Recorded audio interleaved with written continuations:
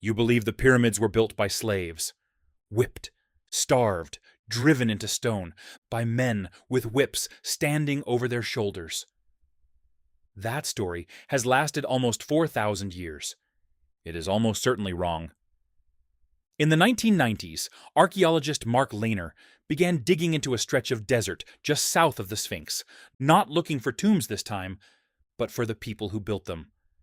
What he found was not a prison camp. It was a town. Bakeries large enough to feed thousands of loaves a day. Breweries producing beer by the vat. Dormitories, kitchens, and the bones of cattle and sheep. The kind of meat that in ancient Egypt was usually reserved for the wealthy and the well-connected. Whoever lived here was not being punished. They were being looked after. And then came the graffiti. Carved directly into the stone blocks of the pyramid itself, work crews had left behind their own names for themselves. Not numbers, not prisoner tags, names like Friends of Khufu and Drunkards of Menkaure. Nicknames a sports team might choose, written by people who clearly felt some pride in the gang they belonged to. Lehner's team estimated the workforce at any given time, at somewhere between 20 and 30,000 people, rotating in and out across the decades it took to raise the Great Pyramid. That is not the size of a prison. That is the size of a city, fed, housed, and organized well enough to function for a generation. The skeletal remains tell their own quiet story too. Spines compressed and curved from decades of carrying heavy loads. The unmistakable signature of physical labor. But also arms and legs that had been broken, then set in splints, then healed, then put back to work. Someone went to the trouble of caring for these bodies.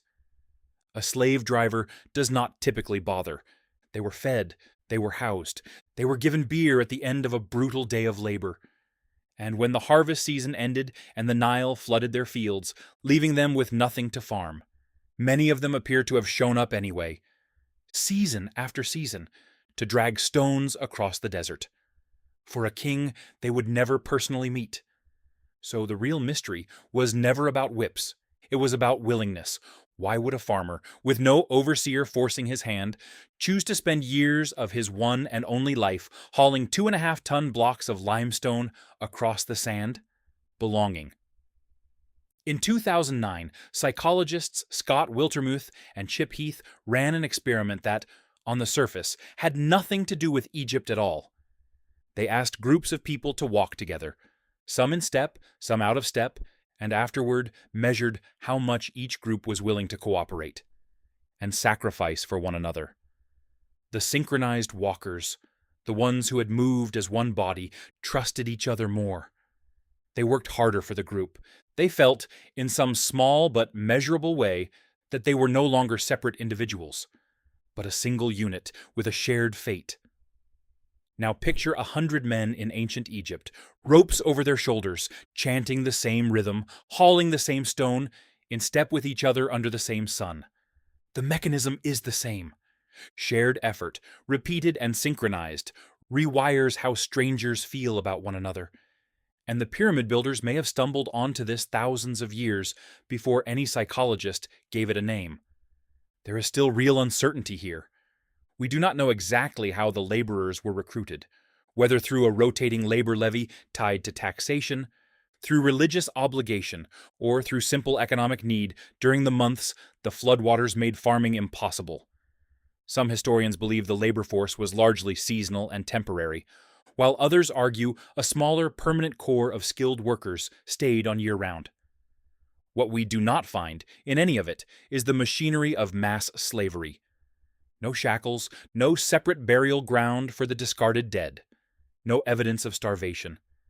The skeletons found near the workers' town show healed broken bones, set and cared for, the kind of medical attention you give to someone you intend to keep alive and working, not someone you intend to use up and replace.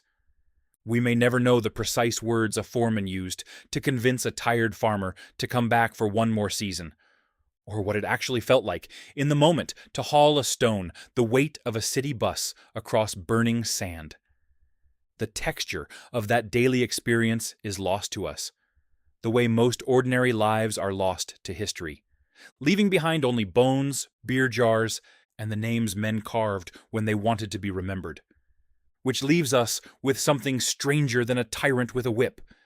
It leaves us with ordinary people, choosing again and again to give years of grinding physical labor to a project whose finished form most of them would never live to see completed. Not because they were chained to it, but because somewhere in the rhythm of the rope, the shared bread at the end of the day, and the name carved proudly into the stone by their own hands, they had stopped being individuals working for a king. They had become something larger than themselves, a team, a crew, a friends of Khufu, and that feeling alone may have been a more powerful tool than any whip ever could have been. The pyramids are still standing, 4,500 years later, built from over 2 million blocks of stone. But the real engineering marvel may not be the blocks at all. It may be the fact that so many people were willing, of their own accord, to carry them. Perhaps the most enduring monuments were never built by force at all, but by the quiet, ancient human need to belong to something bigger than ourselves.